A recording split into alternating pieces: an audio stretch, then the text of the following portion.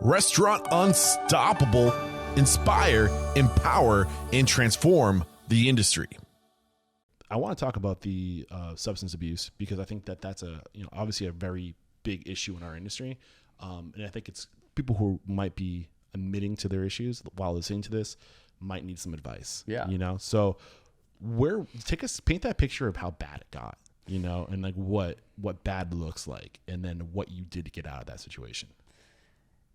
Yeah, it got really bad. It went from, when I was young, I started really indulging as an escape mechanism for my rough upbringing at home. But I started really indulging in drugs and alcohol, more so drugs first than alcohol, when I was 13 years old. And by the time I was 14, I was an absolute, drug addict, actually. But it didn't look like it because I was not in the street, living on the sidewalk. And, I was a kid, so I'm just a kid. But I really became addicted to using substances at an early age, and it started with party drugs like psychedelics and ecstasy and Special K and those weird sort of party drugs. And then when I was 16, 17, it matured to drinking and cocaine.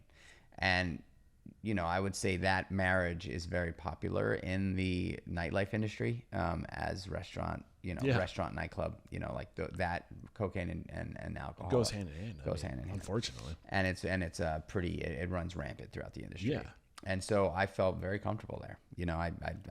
It's just what I did. I think too, when you're 18, 17, 19, even to your early 20s, your body can just handle it a lot better.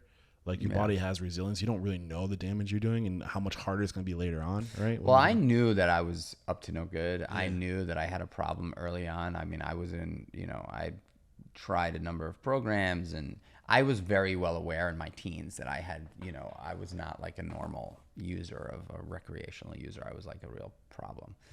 But, I couldn't stop, and I worked in a business where it made it just very easy to do it and hide it. And so, one thing led to the next, and the cocaine, became sometimes, smoking cocaine, and then the alcohol was around the clock, and ultimately one day somebody introduced me to heroin, and, you can only imagine, that it just got ugly. Yeah. And, I had overdosed on heroin about 2 weeks before I got sober.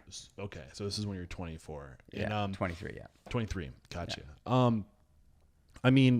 It's a lot of people might be in the position you were in thinking I've gone too far. It's going to be too hard to get out. Aside from having this mentor say, I don't think you have it, and kind of maybe bruising your ego a little, or maybe just the idea that this is somebody you respect and admire, and they don't think you can do it. What was going through your mind when you said that? Well, I was sober then. I'd stopped drinking when I was 23, and I had that meeting with Frank when I was 25.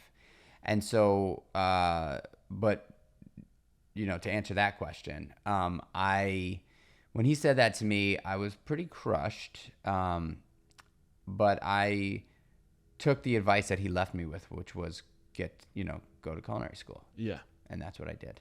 Yeah. What was that battle of sobriety like? What did you just step away from? Was it cold turkey, or did you use some kind of program, or did you? I got really lucky. So just to clarify, the meeting with Frank was when I was 25, and I'd already been sober for about a year and a half. Thank you. So going back to sobriety now, or to when I got sober, I knew that I had enough. I couldn't function anymore. I had slept through work for the umpteenth time, because I always did a double on, it was either a Monday or Tuesday, I don't remember. And I was up all night, and, like many of my coworkers, we party hard and stay up really late or into the next day. And I knew I had to be at work at 10. I lived in the building, so I lived upstairs, and the guys that I was partying with had called it a night at 8:39, and I went downstairs to my apartment and absolutely hated myself. And I'd hated myself for a while, but I really wanted to die. I just didn't want to do it anymore. And I'd been on this 2-week sort of death march. I just really was miserable. And somehow I passed out and slept through work, slept 16 hours. People were trying to bang my bedroom door down because they didn't know what the hell was going on. And I showed up, and Frank basically looked at me in the eyes and said, dude, I love you to death, man. I'm not going to watch you kill yourself. You're fired. And I said, you can't fire me, man. It's all I got. And he said, I'm sorry, man. I can't do this anymore. Like, you are one of the best, and you've got so much to offer, but you're killing yourself, and I'm not going to be the one to watch it happen. So you gotta go. When he said you're one of the best at what? Making people happy. Yeah. So at this point, you're front of house. Yeah. Yeah. Mm-hmm. Okay. I think we can move. I think we unpackaged that pretty good. Thank you for getting into that.